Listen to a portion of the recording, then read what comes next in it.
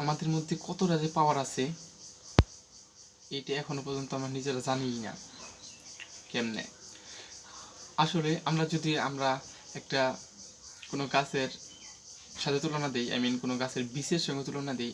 Suppose আপনি কোনো একটা মরিচ গাছের বীজ বা মরিচ গাছ বা সরষে গাছের বীজ বা ধানের সঙ্গে তুলনা দিলেন, যে আপনাকে হয়তো খেতে পুঁতে দেওয়া হলো, দেন পুঁতে দেওয়ার পর আপনি মাটি চাপায় নিচে পড়ে গেলেন, দেন আপনি নিচে পড়ে আছেন।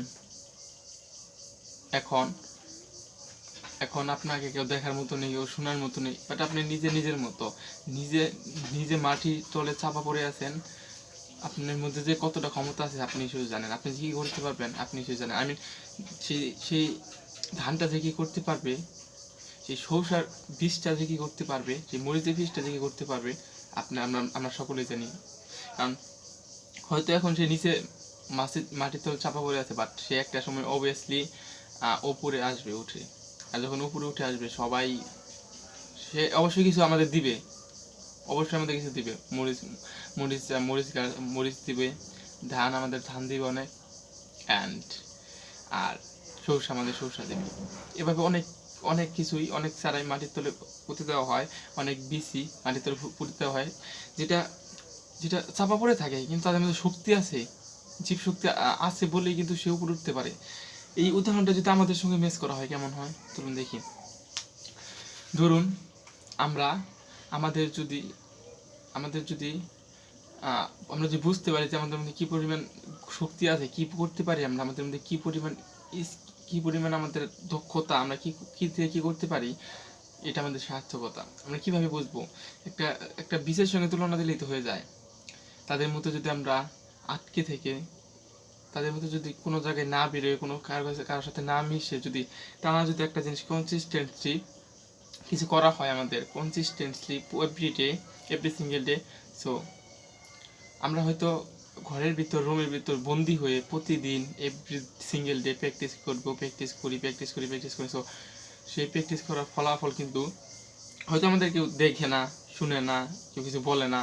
আমরা আমাদের মতো একটা ঘরের ভিতর, অন্ধকার ঘরের ভিতর এভরি সিঙ্গেল ডে চর্চা করে যায়, প্র্যাকটিস করে যায়। বাট একটা সময় অবশ্যই আসবে যে সময় মাটি আমাদের মধ্যে শক্তি থাকে, প্রকৃতপক্ষে সত্যি যদি শক্তি থাকে, সত্যি যদি কিছু করার সামর্থ্য থাকে, তাহলে সত্যি কিন্তু আমরা একটা সময় মাটি ভেদ করে উপরে উঠে সবাইকে দেখাতে পারবো যে আমাদের দ্বারাও কিছু করা সম্ভব, আমরাও কিছু করতে পারি।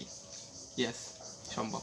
দ্যাটস ওয়াই আমাদের ফার্স্ট অফ অল মানতে হবে যে আমাদের দ্বারা কিছু করা সম্ভব। অবশ্যই আমাদের দ্বারা এটা করা পসিবল, যেটা আপনার স্বপ্ন, যেটার প্রতি আপনার ইন্টারেস্ট, যেটার প্রতি আপনার আগ্রহ, যেটা আপনি করতে খুব ভালোবাসেন, সেটাই আপনি সব কিছু ত্যাগ করে সেটা এত পরিমাণ চেষ্টা করুন, একদম টপারদের মধ্যে চলে যান, এক্সপার্টদের মধ্যে চলে যান।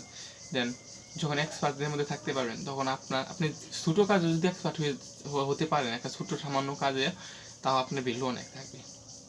অলওয়েজ রিমেম্বার, একটাই কর্মই, একটাই কর্মই শিখুন, এমন শিখুন সেটা একদম এক্সপার্ট হয়ে যান।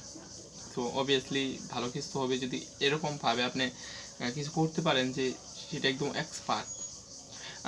লাইক উদাহরণ যদি দেই, আপনি যদি ইংরেজি শিখেন, ইংরেজি শিখতেছেন, ইংরেজিতে এমনভাবে শিখুন একদম এক্সপার্ট হয়ে যান, গ্রামাটিক্যাল থিং সব কিছু বুঝুন ভালোভাবে, প্র্যাকটিস করে একদম স্পিক এমনভাবে কথা বলুন যেন আপনাকে দেখে কেউ বিশ্বাসই করেন আপনি বাংলাদেশে থেকে ইংরেজি শিখেছেন।